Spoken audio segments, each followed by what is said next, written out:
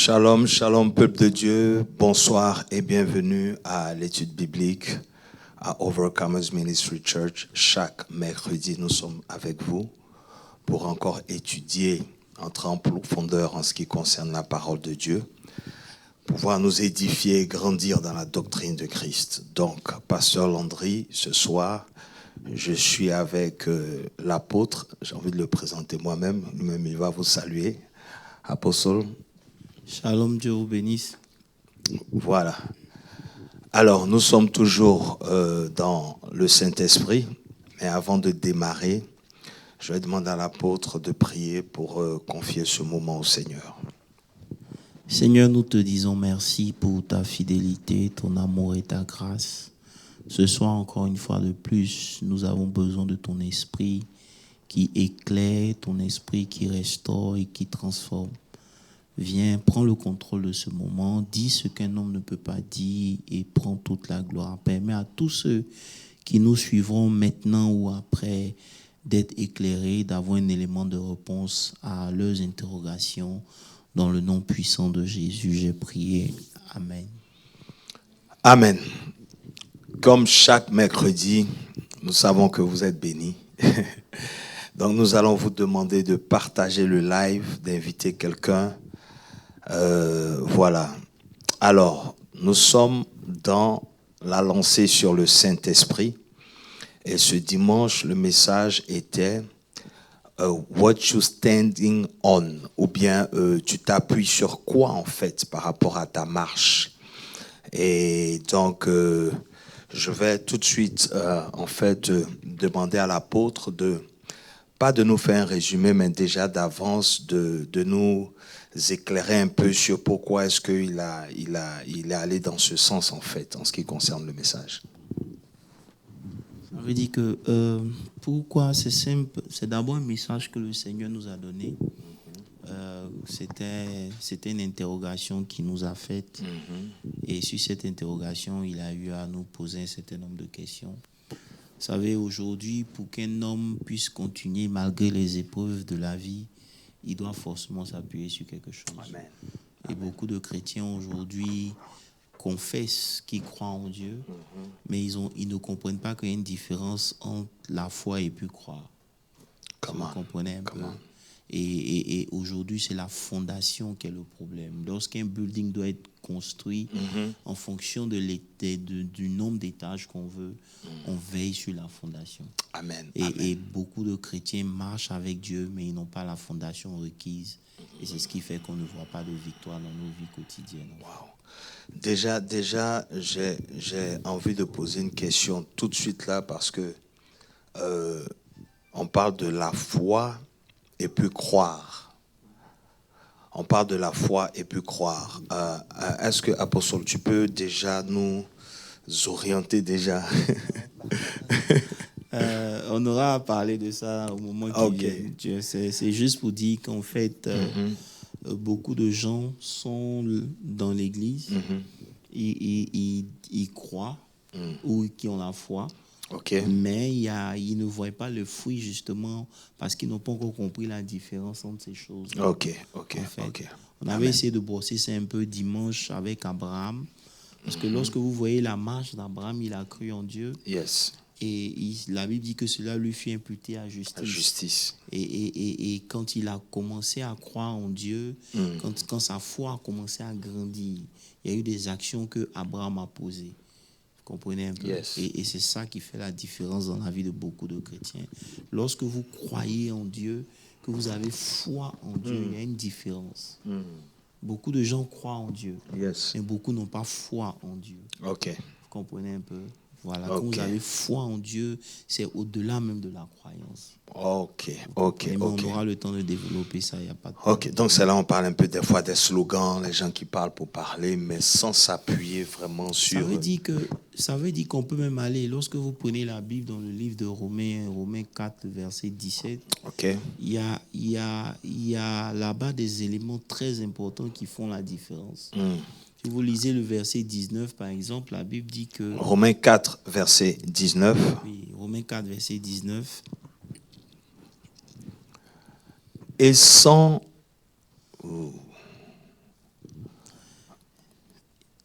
Romains 4, verset 19. Et sans faiblir dans la foi. Ça veut dire que si tu lis la version anglaise, la Bible dit quoi, vas-y?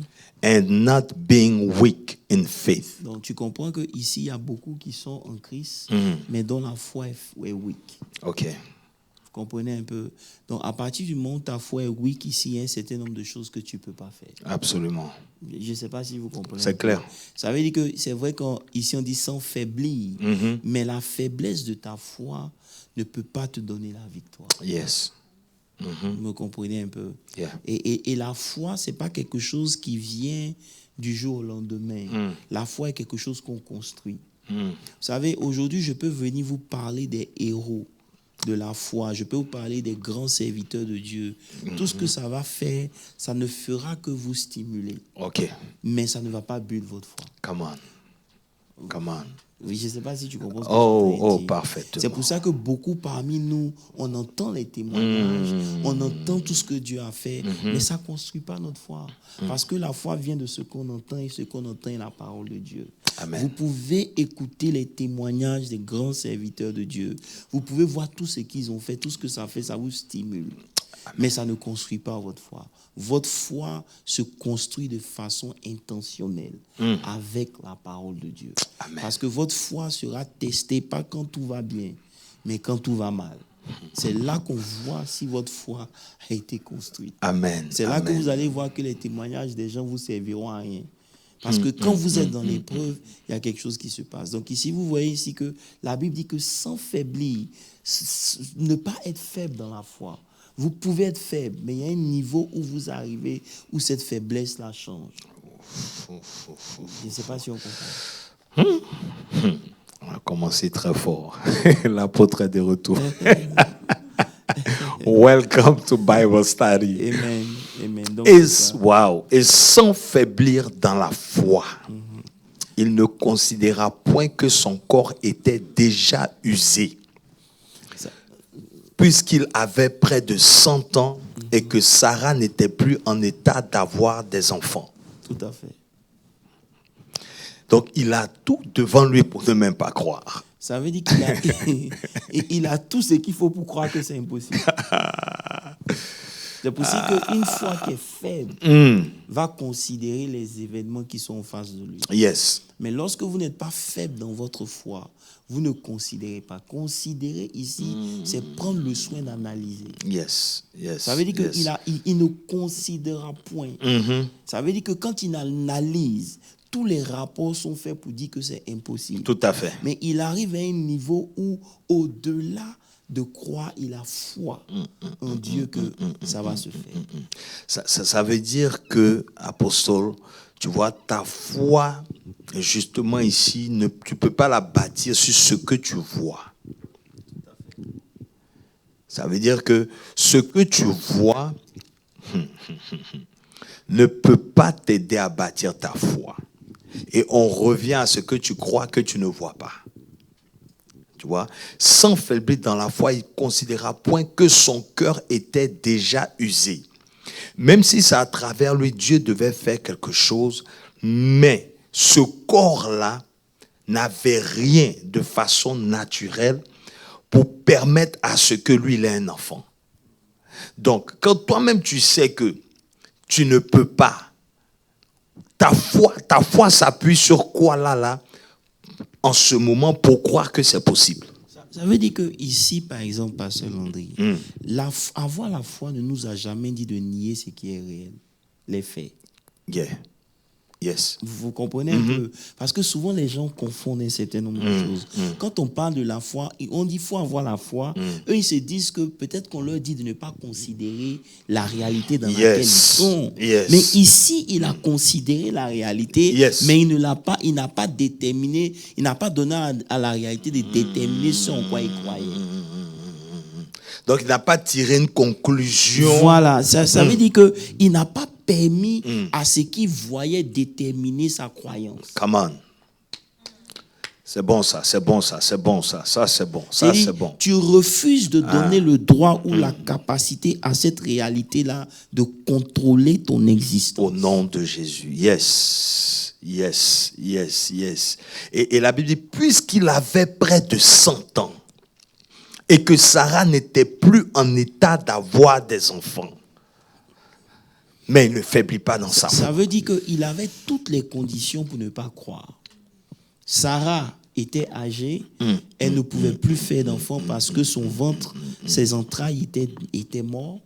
Lui, quand il regarde son corps tous les jours, il ne voit pas, il voit la vieillesse, il n'y a rien extérieur qui lui donnait de pouvoir croire que Dieu pouvait faire. C'est pour cela qu'on demande sur quoi tu t'appuies quand tu marches. Parce que ce sur quoi tu t'appuies n'est toujours pas forcément de quelque chose de visible. Non, tu vois, là, en fait, parce que tu ne fais pas des enfants par toi-même, toi seul. C'est avec ta femme. Donc, tu as la foi pour croire que toi, malgré ton âge, et puis tu crois aussi pour ta femme. Ça veut dire qu'à chaque fois que tu vois ta femme, elle ne dégage rien qui te fait croire que c'est possible qu'elle puisse enfanter, mais tu crois que Dieu a fait comme ça. Parce que c'est une chose de se dire que je suis faible, je ne peux pas, j'ai pris de l'âge, mais ma femme est assez jeune, donc certainement un jour ça peut marcher. Mais Dieu s'arrange à ce que Abraham arrive à un niveau où, lorsqu'il regarde Sarah, il se dit que Sarah a déjà atteint la ménopause. Même moi-même, peut-être j'ai encore une chance si je me mets à quelqu'un d'autre. Mais ma femme a déjà atteint la ménopause, c'est impossible pour elle de tomber enceinte. Mais la Bible dit que malgré tout ça, il ne considérera pas ça. Il dit qu'il n'a pas donné de voix ou d'intérêt à cette chose-là.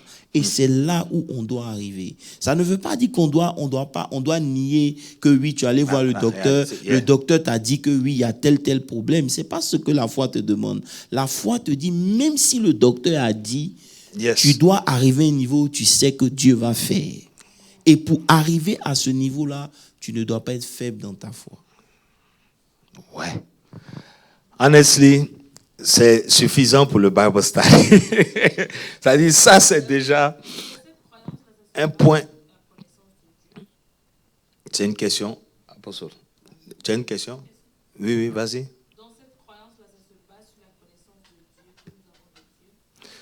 Donc, la question, c'est, cette croyance s'appuie sur la connaissance de Dieu? C'est la question, n'est-ce pas? Oui, c'est un côté. Ça s'appuie sur ce que tu sais que Dieu peut faire, effectivement. Et puis, ça s'appuie aussi sur des fois, j'ai envie de dire, des fois, il y a des expériences que tu vis qui peuvent t'emmener à croire aussi que c'est possible. Tu vois un peu? Il y a des expériences que tu peux vivre qui peuvent faire que tu peux croire. Mais ici, Abraham, il n'a, en fait, en ce qui concerne Abraham, il n'a rien, c'est-à-dire qu'il n'a pas vu ça autour de lui, en fait. C'est pour ça que nous, c'est plus grave pour nous. Parce que Dieu nous permet de lire ces choses. Donc, on peut s'appuyer sur ces choses pour dire que, you know what, il a fait ça pour Abraham, c'est dans la parole de Dieu, il va le faire pour moi. Mais en ce moment, Abraham, lui, il n'a pas... Il n'y a pas d'exemple, en fait. Il n'y a pas de Bible. et son père est idolâtre. Donc, lui-même, dans sa famille, il n'y a pas d'historique de Dieu. Et c'est là où nous sommes, en fait. Nous, quand je dis nous, je veux dire que nous qui, de première génération, n'a pas de personnes dans nos familles, genre pasteurs ou quoi, ceux qui on peut calquer certaines choses pour dire. Donc, il faut avoir une foi, justement, comme tu as dit, parce que, justement, tu as reçu ça de Dieu. Et c'est ça sur quoi tu t'appuies pour croire. Tu ne peux pas... c'est pour ça qu'on dit toujours que la foi vient de ce qu'on entend.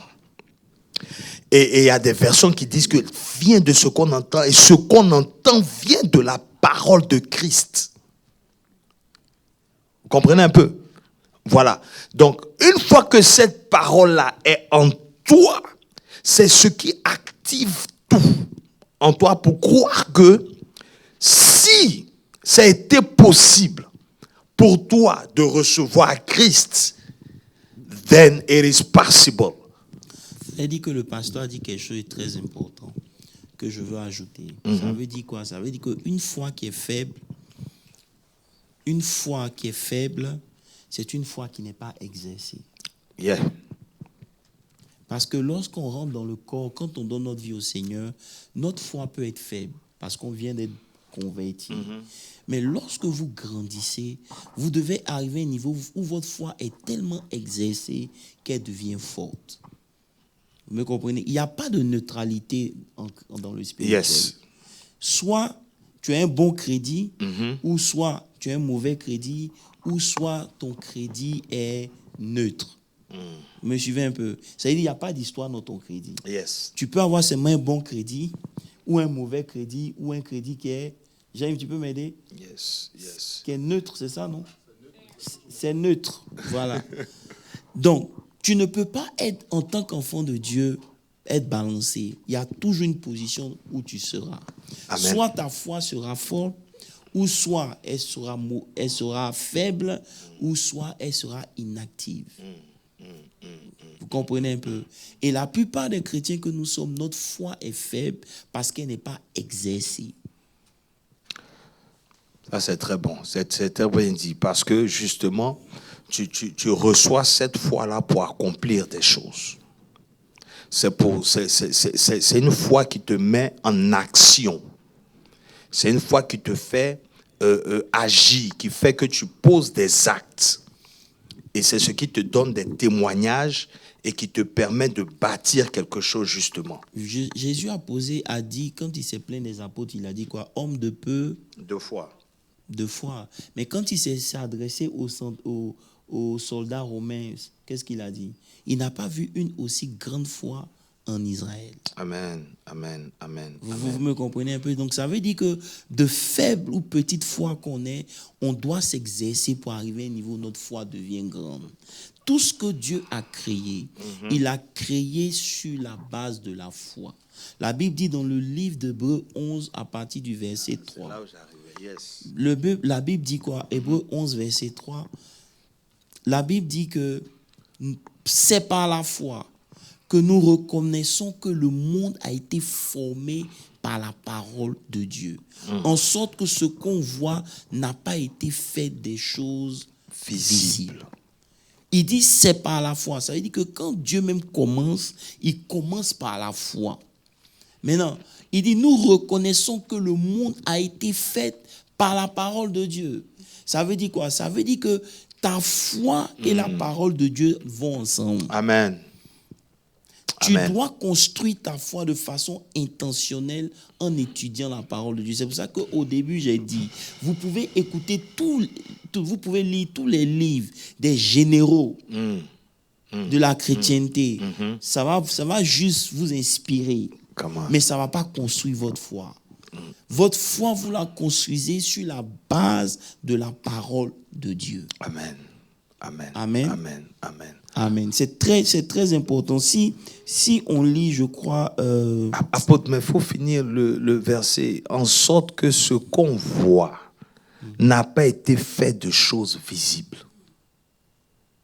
Donc, ça veut dire que ce qui est physique que tu vois, ça n'a pas été fait de choses visibles. Ça veut dire que c'est quelque chose qu'on ne voit pas qui a permis de faire ce qu'on voit. Justement, prenons un exemple simple. Comme on a dit, la foi, ce n'est pas nier la réalité. Yes. Vous comprenez un peu? Mais si je veux que cette réalité change, je dois m'appuyer sur quelque chose que je ne vois pas. Amen. Pour annuler ce que je vois. Come on. Yes. Et c'est pour cela que beaucoup d'enfants de Dieu ne voient pas de résultats. Parce que ici, déjà, on nous montre comment Dieu opère. Il prend les choses qu'on ne voit pas pour faire celles qu'on voit. Ou si vous voulez, celles qu'on voit n'ont pas commencé par des choses visibles, ça a commencé par des choses invisibles. Donc, maintenant, déjà même dans ce verset, je peux déjà commencer à comprendre comment je peux moi aussi frame. Parce que le mot frame ici, c'est former, c'est formater, c'est construire ma propre vie. Yes. Me suivez un peu? Si vous lisez par exemple Psaume 119, le verset 9, la Bible pose une question au jeune homme. Psaume 119, le verset 9, il dit comment le jeune homme rendra-t-il pur son sentier? Et la Bible répond en même temps. Vas-y, pasteur. En se dirigeant d'après ta parole. Vous comprenez? Ça veut dire que comment le jeune homme peut rendre son sentier glorieux, pur? Comment le jeune homme peut réussir? La Bible nous dit déjà en se dirigeant d'après ta parole. C'est-à-dire que c'est la connaissance de la parole de Dieu qui va frame ton monde. Amen, amen, amen, amen. Wow. Donc, dans ce que tu connais devient la base de ta marche avec Dieu. Je comprends pourquoi il dit dans Hébreux 11, justement, où on était, qu'il est impossible d'être agréable à Dieu sans la foi. Donc,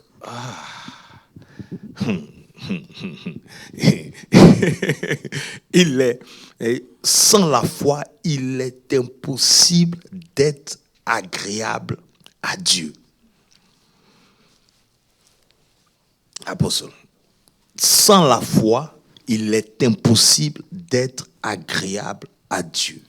Vous prenez l'exemple, vas-y, continue. Yeah, ça veut dire que déjà là, c'est pour ça que la Bible dit le juste vivra par la foi. En fait, nous sommes des enfants de la foi. Nous sommes des personnes qui marchons,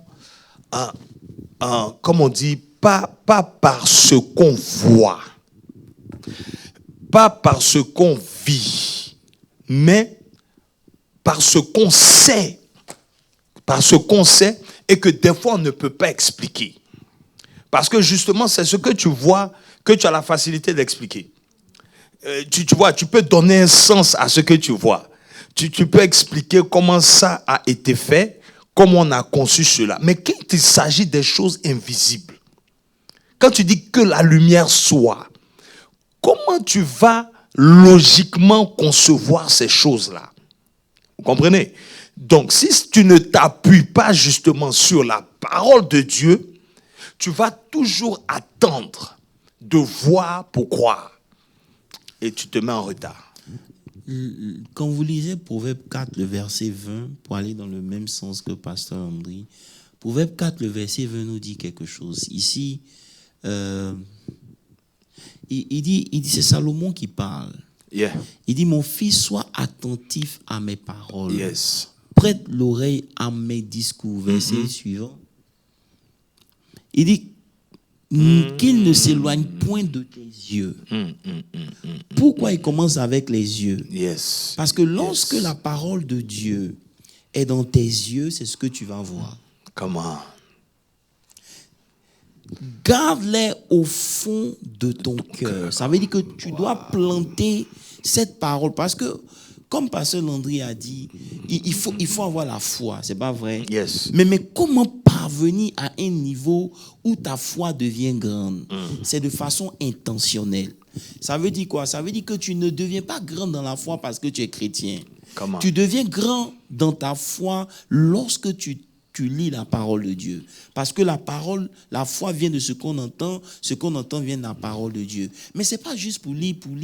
Ce n'est pas quand tu dis Alléluia que la foi augmente, non. Le dimanche, quand tu as fini de crier Alléluia, veille à ce que cette parole-là puisse être plantée dans ton esprit. Amen. Quand David s'en va rencontrer Goliath, Yes. il ne va pas avec une épée physique, mais il va avec l'épée de l'esprit. Amen. Et l'épée de l'esprit, c'est la parole de Dieu. Donc, c'est ce que David avait planté dans son esprit qui lui donne de voir ce que les autres ne voient pas. Ça veut dire que lorsque Goliath se présente devant lui, ce qu'il voit, c'est la parole de Dieu qui dit qu'aucun incirconcis ne peut avoir la victoire sur Israël. Yes. Yes. Yes. Yes. Yes. Parce que yes. si tu ne t'habitues pas à la parole de Dieu, Yes. ce que tu vas voir à l'extérieur sera plus fort que ce que Dieu te dit en fait. Amen. Amen. C'est pour Amen. ça qu'il Amen. dit aussi à Josué, médite la parole jour et nuit. Pourquoi? Parce que c'est ce qui est planté qui devient ta fondation. Et c'est sur cette fondation-là que tu marches. Yes. Yes. Yes. Yes. Donc yes. aujourd'hui, on doit retourner pour checker nos fondations. Come on. Come on. Come on. Come on. La parole. La parole. Mais apôtre, tu as touché un point, tu dis, il ne faut pas lire la Bible pour lire. Et donc, comment est-ce que ça devient une parole de foi pour toi? C'est-à-dire, tu lis la Bible. Mais comment est-ce que tu arrives à ce que cette parole-là, j'ai envie de dire, rentre au fond de ton cœur, en fait? Ce mécanisme-là. Ça veut dire que tu dois comprendre c'est quoi le rôle de la parole. Ok. On en a parlé à plusieurs reprises.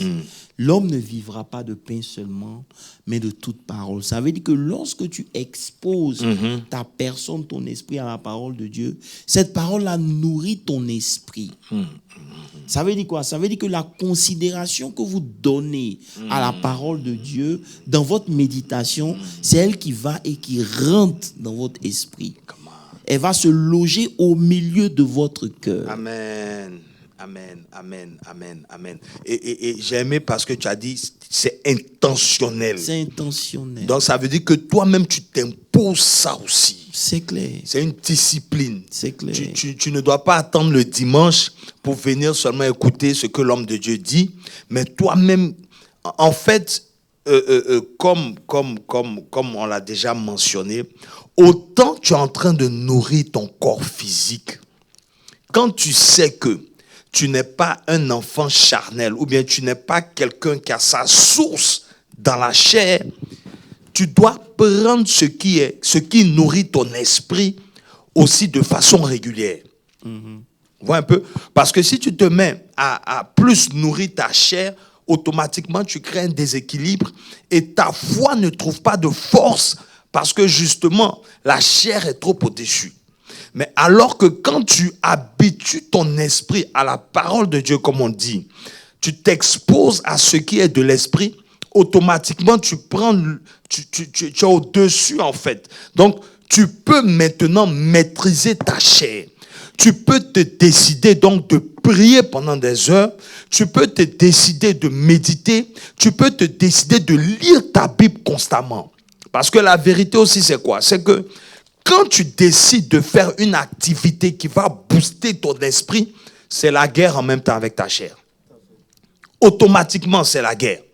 Et on a mentionné ça une fois, apôtre, on a dit que c'est le plus grand combat même de l'être humain. Ce n'est pas le diable.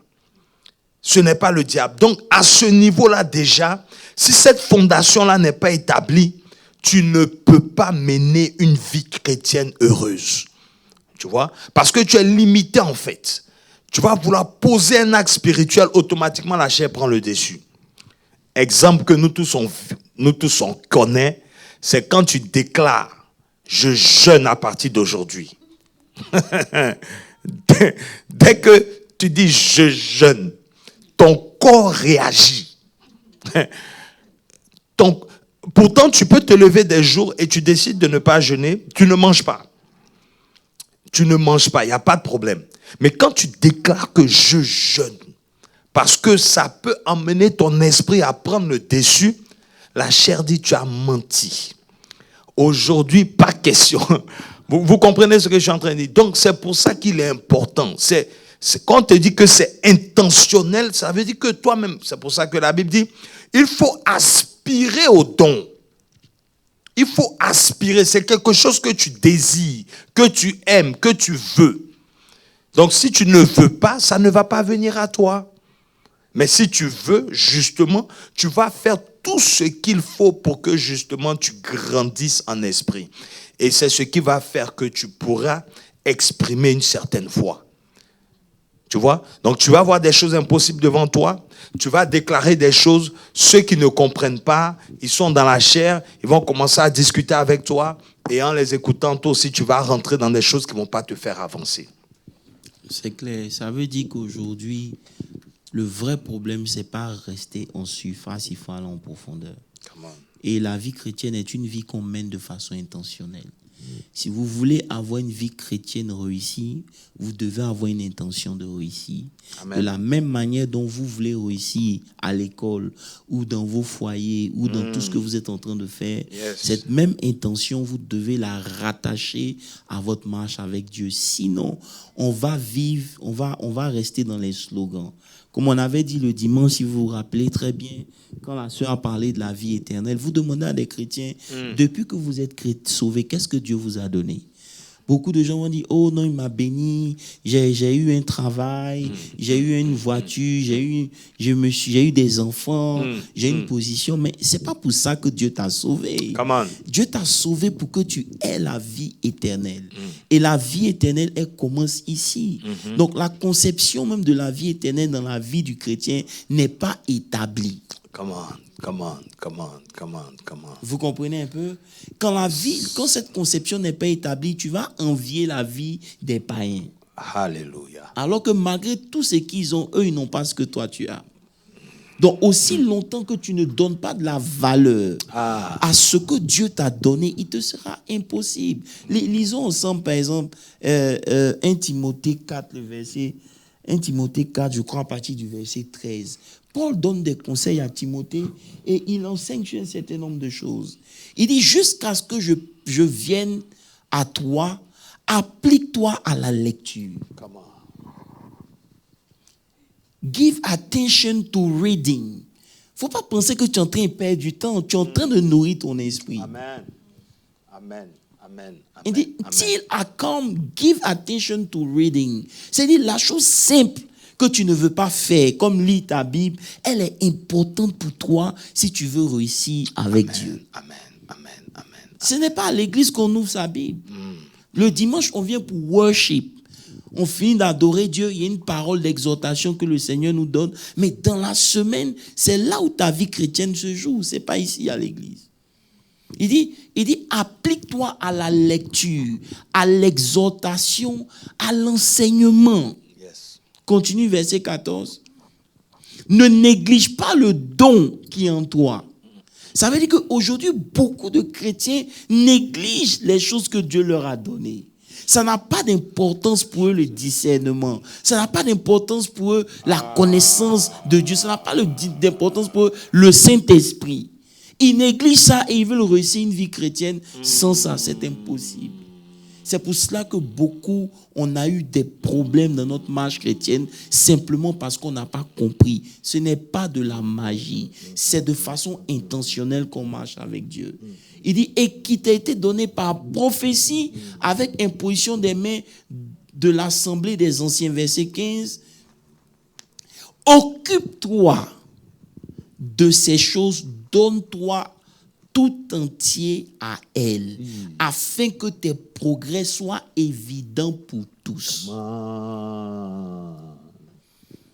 Veille sur toi et sur ton enseignement, persévère. Regardez, depuis le verset 13 jusqu'au verset 16, il ne fait que mettre l'accent sur l'engagement de Timothée face à la parole de Dieu. Mais le verset 15.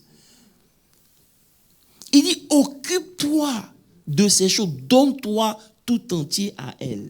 C'est pas en lisant ta Bible aujourd'hui, après tu relis ta Bible dans un mois, ou bien tu viens à l'église ce dimanche, l'autre dimanche tu es trop fatigué, tu viens pas, ou bien tu écoutes le Bible Study, après tu n'as pas le temps pour écouter le Bible Study. Qui réussit ses examens comme ça? Qui va à l'école dans le mois, tu vas à l'école 2 fois dans le mois, et puis en fin d'année tu veux avoir un A dans tes... C'est impossible. Vous ne pouvez pas ne pas être constant dans votre vie chrétienne et avoir des résultats, un progrès qui est évident. C'est pour ça que vous allez voir des gens qui peuvent rester 38 ans. Vas-y, apôtre. Non, à Bethesda. Waouh. Et c'est Paul qui parle à Timothée. C'est Paul qui parle à Timothée. Occupe-toi de ces choses, donne-toi tout entier à elle. Et je réalise, apostole, que Paul, qui a justement eu la révélation comme pas possible, se lève et puis dit, j'ai combattu le bon combat Parce que tout le combat de l'ennemi est un ennemi qui est déjà vaincu. Vous ne pouvez pas le vaincre à nouveau. Christ l'a déjà vaincu. Tout ce que vous devez faire, c'est de résister. Pierre dit, résistez au diable et il fuira loin de vous. Nulle part dans la Bible, Pierre a dit combattez le diable, détruisez, anéantissez, purigez. Jamais il a parlé de ces choses-là. Amen. Découpez, mettez assis dessus. Les Africains font tout. En réalité, il dit résister. Yes. Mais résister, c'est quoi? C'est confronter. Comment tu fais pour confronter quelqu'un? C'est par ta foi, par ton standing. Quand je résiste, ça veut dire que je suis sur mes pieds et je ne bouge pas. Il essaie de me faire reculer. Je ne recule pas, j'avance, Amen. je tiens ferme. C'est pour ça encore on parle de notre fondation. Yes. Parce que pour résister, il faut s'appuyer sur quelque chose. C'est ce quelque chose-là qui te donne de résister. Arrivé à un certain moment, il va partir. On prend un exemple bien simple. Il essaie de te faire peur, te faire croire que tu vas échouer. Mais lorsque tu connais la parole de Dieu et que tu continues de te dire un certain nombre de choses sur la parole, sur la base de ce que Dieu t'a dit, arrivé à un certain moment, il va partir. C'est comme quelqu'un qui a peur de dormir dans la nuit. Tous les jours, il faut la lumière. Le jour, tu dis, bon, aujourd'hui, là, je n'allume pas la lumière. C'est qu'il n'a qu'à arriver, n'a qu'à arriver. Rien n'arrive. Tout à partir de ce jour-là, tu dors tous les jours sans lumière. C'est comme ça. Ça veut dire qu'on résiste au diable, pas par notre force, mais par la parole de Dieu. Quand le diable est venu pour tenter Jésus, Jésus n'a pas crucifié. Il ne l'a pas découpé, il ne l'a pas jeté dans la sauce. Il n'a rien fait de tout ça. Il a résisté. Amen. Quand le diable lance une parole, lui aussi, il lance une parole. Et c'est ça qui est notre problème. On n'a pas de fondation dans la parole de Dieu. On se limite au dimanche. On a fini de crier Alléluia. Ce qu'on a crié n'est pas descendu dans notre esprit. Et puisque ce n'est pas descendu dans notre esprit, ça ne nous profite en rien. C'est pour ça qu'il faut faire attention. Lorsque vous lisez Hébreux 4, à partir, je crois, du verset, je ne sais plus, 2 ou par là, la Bible dit de faire attention parce que ce qui leur avait été prêché, vous comprenez un peu? C'est-à-dire que cette bonne nouvelle qui a... Donc justement, je reviens encore à cette question. Yes. Dans l'avion, pendant que je suis en train de réfléchir et que Dieu est en train de me parler, il m'a posé une question qui était très simple sur ce texte. Il m'a dit, tu penses que c'est vous? Quel est le problème de l'Église? C'est moi qui ai dit non. J'ai l'impression que nous, les pasteurs, on n'a pas enseigné ce qu'on devrait enseigner. Il a dit, c'est vrai. Mais ce n'est pas un problème d'enseignement. C'est un problème d'oreille. Parce qu'il dit, car cette bonne nouvelle nous a été annoncée aussi bien qu'à eux. Mais la parole qui leur fut annoncée ne leur servit à rien parce qu'elle ne trouva pas la foi chez ceux qui entendirent. Ça veut dire qu'ils ont entendu, mais ce n'est pas descendu. Donc, la faiblesse de l'Église, ce n'est pas seulement les pasteurs qui ne prêchent pas ce qu'ils doivent prêcher, mais c'est comment le peuple comprend. Wow. Yes. Donc, on prêche, mais il faut aussi la foi pour recevoir ce que tu entends. Tout à fait. Si la parole, tu as demandé comment le chrétien peut faire. Yeah. On a prêché pour dire que Dieu est capable. Yes. Lorsque tu entends ça ne doit pas se limiter seulement à tu as entendu que Dieu est capable. Ça doit pouvoir descendre. Comment? Tu lis ta Bible. Comment Dieu est capable? Sur la base de quoi on peut dire que Dieu est capable? Tu commences à lire, tu commences à étudier. Ça commence à build quelque chose en toi. Tu t'exerces à ces choses-là. Et ça ne fait que grandir. Pour simplifier. Tu vois, apôtre, ce que tu dis est tellement vrai parce que on sait par exemple que les Écritures, je veux dire, ce qui a été écrit avant, c'est ce que Paul, Pierre, c'est tout ce qu'ils ont pris et ils ont révélé. Ils nous ont donné la révélation par rapport à la réalité de Christ. Mais tu vas voir que quand ils parlent, ils ne disent pas, par exemple, ils ne disent pas forcément Ésaïe a dit, ou bien par ces meurtrissures, nous avons été guéris. C'est-à-dire qu'ils prennent la parole, ils croient et ça devient leur parole. Mais aujourd'hui, quand tu poses par exemple une question à un enfant de Dieu, il va te dire, mon pasteur a dit. Ça veut dire qu'il n'a pas cru. Ça veut dire que lui-même, ce n'est pas sa conviction. C'est ce que son pasteur a dit qu'il dit. Donc, c'est-à-dire que c'est pas sa parole encore. Tout à fait. Tu vois? Ça veut dire que, pasteur Landé, reprenons un exemple simple d'Abraham. Abraham s'appelle Abraham. Abraham. Ça veut dire supposé être un père. Maintenant, Dieu lui dit non, Abraham, je ne veux plus que tu t'appelles supposé, je veux que tu t'appelles est. Père d'une multitude. Yeah. Tu comprends un peu? Parce que je t'ai fait père d'une multitude. Yes. Maintenant, Dieu n'a pas honte à ce que Abraham aille voir pasteur Landy pour dire, hey, ne m'appelle plus Abraham, appelle-moi Abraham. Yes. Avec toute la moquerie que ça pouvait engendrer Tout à l'époque, Dieu lui dit, il faut partir là-bas. Parce que ce dont tu n'es pas convaincu, et c'est en ce moment bien précis que la Bible dit que Abraham a cru. Yeah. C'est parce qu'il a cru qu'il a eu le courage de dire appelez-moi Abraham, sans avoir vu. Donc vous marchez avec un Dieu qui dit que vous êtes les descendants d'Abraham, il va vous traiter de la même manière. Amen. Donc vous ne pouvez pas marcher avec Dieu et puis ne pas croire et confesser ce que vous croyez. Donc à chaque fois que Abraham dit, il se fait appeler Abraham, les gens se moquent, mais Abraham continue. Amen. C'est pour cela que quand vous lisez Hébreux 4, le verset 21, Hébreux 4, verset 21 dit que, comment on appelle ça? Being fully, oh my God. Étant, Hébreux 4, verset 21. Wow. Non, c'est pas Hébreu. Romains 4, verset 21, désolé. Wow. Yes. Il dit, fully, pasteur. And being fully convinced that what he had promised, he was also able to perform. Ayant la pleine conviction que ce qu'il promet, il peut aussi l'accomplir. Est-ce que vous me comprenez? Yes. C'est-à-dire, cette conviction qu'il a eue là, c'est ça qui faisait qu'il pouvait dire appelez-moi Abraham. Et quand à la base déjà, on sait qu'il t'a appelé Abraham. Et tout le monde a été témoin, tu as quitté tes parents, tu t'es retrouvé quelque part. Et maintenant tu reviens encore, tu dis que ton nom, le même Dieu, le même Dieu là, dit désormais appelez-moi Abraham. Ça veut dire que quand Dieu aime quelqu'un, il va se révéler à cette personne.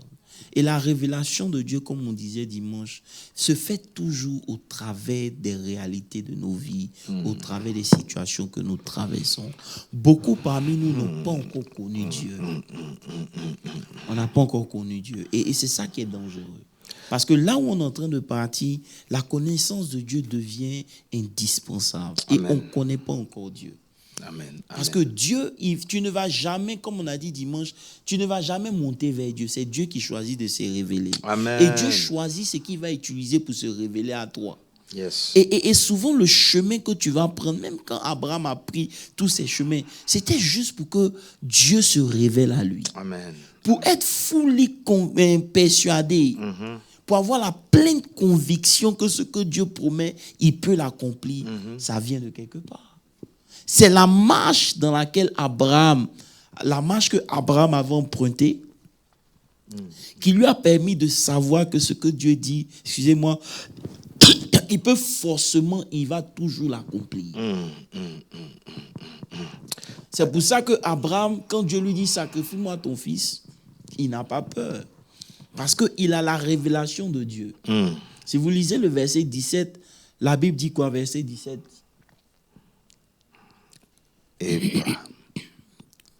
Verset 17. Il dit, selon qu'il est écrit, je t'ai établi père. Il n'a pas dit je vais t'établir. Je t'ai établi. Comment? Ça veut dire que quand vous marchez avec Dieu et que Dieu dit je t'ai béni, Tu es déjà béni. Amen. Maintenant, tu dois marcher dans la foi pour résister à ce que le diable va te dire. Il dit, ah, tu es béni, hein? Et tout le monde a sa voiture, toi tu marches. C'est là le combat commence. Yes. Tu as le même pantalon. Les gens changent les vestes. C'est là que le combat commence. Tu as passé tes examens. Tout le monde a eu un boulot. Toi, tu ne sais pas ce qui se passe. C'est là que le combat commence. Mais Dieu dit, I have made you. Il t'a déjà fait, il t'a déjà donné. Maintenant, il dit, une père d'un grand nombre de nations. Il est notre Père devant celui auquel il a cru. Maintenant, il dit Dieu. Il définit le Dieu en qui Abraham a cru. Il dit le Dieu qui donne la vie aux morts. C'est la première base sur laquelle Abraham marche avec Dieu. Le Dieu que Abraham lui connaît là, ce n'est pas l'Éternel que Moïse connaît. Parce que Dieu dit à Moïse, je me suis révélé à tes pères. Yes. Mais à toi, parce que je veux être au milieu de mon peuple, je veux que tu ailles, que tu lui dises que celui qui est, c'est celui-là qui se révèle maintenant à vous. Yes. L'Éternel. Mais à tes pères, je me suis fait connaître d'un autre nom. Le nom qu'il leur a donné là, c'est ça que Paul essaie maintenant de nous définir. C'est-à-dire que, comme on a dit ici, ça a fallu 3 générations à Dieu pour inscrire ou pour révéler qui il est à son peuple. 3 générations. Toi, tu lis pas ta Bible. Quelle connaissance de Dieu tu auras? Il dit, je suis le père d'Abraham, d'Isaac et de Jacob.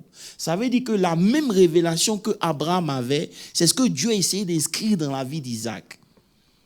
C'est d'une différente manière. C'est ce que Dieu aussi a voulu inscrire dans la vie de Jacob.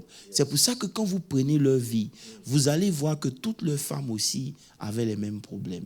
Ce n'est pas parce que Dieu ne pouvait pas agir. On peut parler des liens de famille, tout ça, mais la réalité, c'est que c'est le moyen que Dieu avait utilisé pour se révéler à eux. Amen, amen.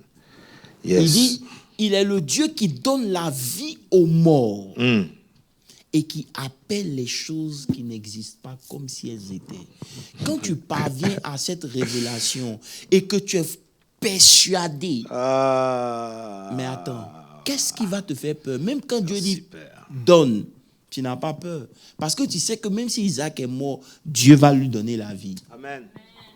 Mais tu ne parviens pas à ce niveau-là avec une foi qui est faible. Amen, amen, amen, amen, amen. Wow. Est-ce que tu as la foi ce soir?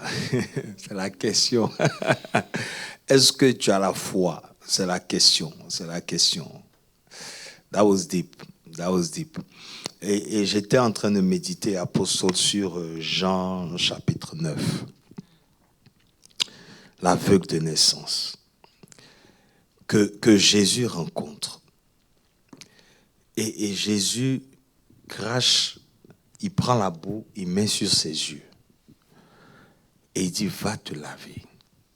Bon, on parle de Jésus, apostole. Tu as fait des miracles. Tu as guéri les gens. Mais particulièrement là, il lui dit, va te laver. Déjà, tu es aveugle, tu as des problèmes pour voir. Maintenant, tu dois aller chercher où tu dois aller te laver. Je ne sais pas si... C'est-à-dire que il y a des situations qui sont propres à toi. Ce n'est pas parce que Dieu a agi d'une manière avec tel qu'il va forcément agir comme ça avec toi, en fait. Ça veut dire que ce que les gens ne comprennent pas, c'est que... Bon, je vais donner un exemple. Dimanche, on a brossé ça. Quand Jésus regarde le gars qui a fait 38 ans yes. dans la maison de grâce et de miséricorde, yes. dans l'église, il lui pose une question. Il dit, est-ce que tu veux? Ce n'est pas parce que Jésus est méchant. Mais Jésus, la Bible dit que quand vous regardez, vous lisez le texte, la Bible dit que Jésus le regarda. Si vous étudiez le mot regarder ici, c'est dit Jésus l'a ausculté comme un médecin. Il a fait une enquête. Et il a vu ce que les autres ne voyaient pas, mais qui est caché dans l'homme là. Il a diagnostiqué. Il a diagnostiqué pour ça que le monsieur qui est ici, il a un problème qui est sérieux. Ce n'est pas que il veut pas être, il veut être guéri, mais il a d'autres problèmes. Donc souvent, quand Dieu rencontre un aveugle ou bien un paralytique ou bien quoi que ce soit, il ne regarde pas seulement comme nous on voit, il regarde ce que nous on ne voit pas. Et c'est pour ça que souvent il pose des actions. Il demande à ce que ces gens-là s'engagent dans quelque chose. Parce que le fait de s'engager, ça te permet de pouvoir te disposer pour croire en Dieu. Parce que lorsque si Dieu te dit de faire quelque chose que tu ne fais pas, c'est un signe que tu n'as pas cru. Il y a partakers. Voilà. Yes. Et tu comprends que nous sommes participants à la nature divine et Dieu travaille en fonction de la force qui agit en nous. Amen. Ça veut dire que dans le miracle, quand tu recherches, tu as ta part de responsabilité. Yes. Et c'est ce qu'on n'a pas compris au travers de tout ce que Jésus faisait. Il n'y avait pas de miracle à quelques-uns, en tout cas. Mais sinon, la plupart des miracles, Jésus a toujours checké d'abord et il a vu. C'est pour ça qu'il y a des miracles où Jésus ne commence pas par le miracle d'abord. Il dit tes péchés te sont pardonnés. Pourquoi? Parce qu'il sait que ce qui a causé le problème, ce n'est pas la maladie, mais c'est le péché qui a causé le problème. Donc si je ne deal pas avec cette question de péché et que je le guéris et qu'il retourne dans le même péché, la même maladie va revenir. Donc Dieu deal d'abord avec la chose. Quand Jésus les regarde, il regarde ce que nous on ne voit pas, il connaît le problème que nous on ne connaît pas. Souvent, on se limite à l'extérieur. Mais en réalité, il y a un fond que Dieu voit. Donc, quand dans l'église, Dieu ne bénit pas quelqu'un ou Dieu semble ne pas ouvrir ou étendre sa main, ne pensez pas que Dieu est méchant, non. Dieu voit ce que toi, tu ne vois pas. Amen. Amen. Amen. Amen. Amen. Donc, c'est juste pour dire que quand Dieu lui demande de faire ça, il sait pourquoi il lui demande de faire ça. Et c'est justement pour ça que à la porte, à la belle, quand Pierre et Jean rencontrent le paralytique, il dit fixe-nous.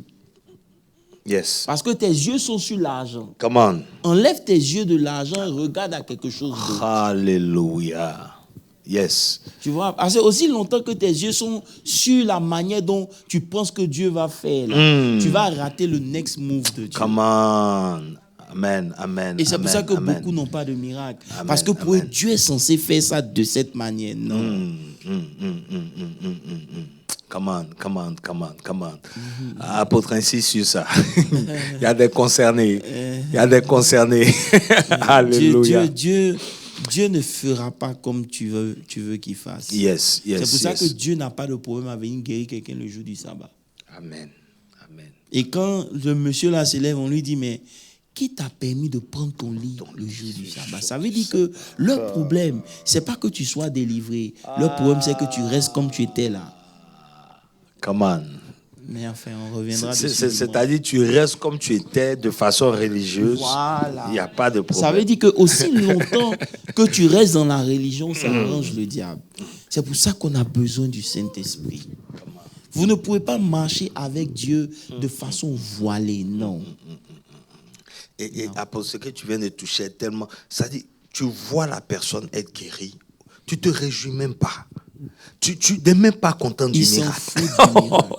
Ça veut dire que aussi longtemps que la personne peut rester sur son lit et rester dans... Et c'est pour cela que, expliquez-moi pourquoi Jésus va vouloir faire sortir un monsieur qui est dans la maison de grâce et de miséricorde. Parce que souvent, on utilise la grâce comme la miséricorde comme raison pour ne pas avancer dans notre destinée. Come on, come on, come on, come on, come on. Hallelujah. Loaded. Bienvenue au Bible Study. J'espère que vous prenez note et que vous vous préparez pour le prochain miracle dans votre vie. Amen. Parce que ce que nous sommes en train de libérer là, en tout cas, tu dois t'appuyer sur la parole de Dieu pour faire bouger les situations dans ta vie. Et on a dit que l'évidence, il y aura l'évidence. C'est-à-dire, il faut qu'on voit que tu es en train d'évoluer. Tu vois, tu n'es pas juste en train de venir à l'église, écouter, et tu n'as aucun impact, tu n'avances pas dans tes affaires, dans ta vie. Il faut qu'il y ait une progression. C'est important. Ça veut dire que vous ne pouvez pas marcher sans avoir une bonne assise sur le sol. Comprenez un peu. Lorsque vous comprenez les choses de Dieu, on a dit ici plusieurs fois que la prière et la parole sont les pieds de l'homme spirituel. C'est pour cela que quand vous lisez dans Acte 6, je crois à partir du verset 4, comme ça, il a dit quoi? Il a dit, choisissez des gens pour servir à des tables. Nous allons nous appliquer à la prière et au ministère de la parole. Vous comprenez un peu? Voilà, nous continuerons à nous appliquer. Vous voyez que même là encore dans la prière, c'est intentionnel. Tu ne vas pas prier parce que tu dois prier. Tu vas prier parce que tu veux prier. Parce que tout ce que tu dois faire, tu ne fais pas. Tu fais ce que tu veux. Comprenez? Donc, tu as besoin du ministère de la parole. C'est tes pieds pour te faire avancer. Me suivez un peu? Maintenant, pour que même tu pries, il faut que tu sois assis dans la parole. Donc, pour avancer, il faut aussi que tu sois assis dans la parole. Donc, ta fondation est cruciale. Arrivé à un certain moment dans ta marche chrétienne, tu dois analyser et évaluer ce en quoi tu crois. Il n'y a pas plus tard que sur Facebook, il y a un pasteur qui avait parlé pour dire qu'il abandonnait le ministère simplement parce que c'est en train de l'absorber. Beaucoup de gens peuvent dire que oui, comment il peut faire ça? Mais je crois qu'il a été sage. Il a analysé sa vie, il a vu qu'il est en train de mourir. Donc ça ne sert à rien d'être un pasteur. Écoutez-moi bien, arrivé à un certain moment, il faut analyser ce en quoi tu crois. Amen. Il faut checker tes convictions. Il faut repartir à zéro pour essayer d'analyser c'est quoi ta vie chrétienne. Est-ce que c'est la vie que tu avais voulu mener ou pas? Tout ça, c'est important. Amen, amen, amen, amen, amen. Wow, Apostle. En tout cas, merci beaucoup pour la parole. Je ne sais pas si vous avez une question, mais je veux profiter aussi pour dire que le 24 Hours, c'est bientôt. Nous sommes déjà dans le mois de mars. Et donc, préparez-vous à inviter, partager le pamphlet. Voilà, parlez-en autour de vous. C'est un moment de bénédiction, c'est un moment de délivrance.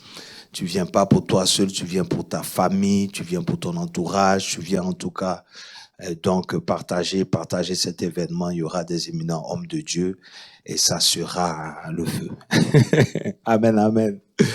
Apostle, qu'est-ce que tu peux dire comme mot de fin? Et puis, si tu veux dire quelque chose aussi par rapport aux 24 Hours. Ça veut dire que cette année, le 24 heures a une couleur très spéciale.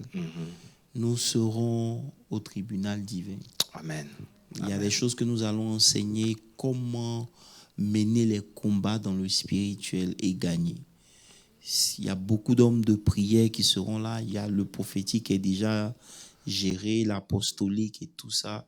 Donc franchement, nous allons mettre le temps dans la prière, comprendre le mécanisme de la prière. Comment Josué se retrouvait, il est accusé par Satan. Comment souvent vous priez et vous êtes déjà accusé avant même que votre prière ne puisse monter. Comment remédier à ces choses-là, libérer votre atmosphère afin de pouvoir monter plus loin avec le Seigneur. Donc c'est un 24 heures à ne pas rater, pas parce que c'est commun, mais à cause de ce que Dieu est sur le point de faire et de révéler. Parce que cette connaissance va vous aider tout le reste de votre vie, je vous le garantis. Amen, amen, amen, amen. Ok, Apostle, merci encore.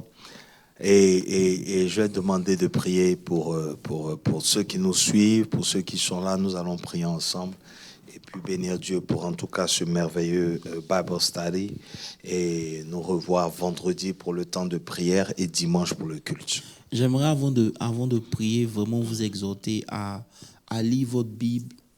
La parole de Dieu, c'est très important, comme on l'a lu dans 1 Timothée 4, le verset 13. Mais si vous lisez, par exemple, je ne sais pas si la technique peut mettre ça, je vais lire, il dit à partir du verset 6. Il dit, en exposant ces choses aux frères, tu seras un bon ministre, on a déjà vu de Jésus-Christ, nourris des paroles de la foi, de la bonne doctrine que tu as exactement suivie. Repousse les contes profanes et absurdes. Exerce-toi à la vie de Dieu, la piété. Car l'exercice corporel est utile à peu de choses, tandis que la piété est utile à tout. Ayant la promesse de la vie présente et celle qui est à venir. Maintenant, regarde le verset 9. Il dit, c'est là une parole certaine, entièrement digne d'être reçue.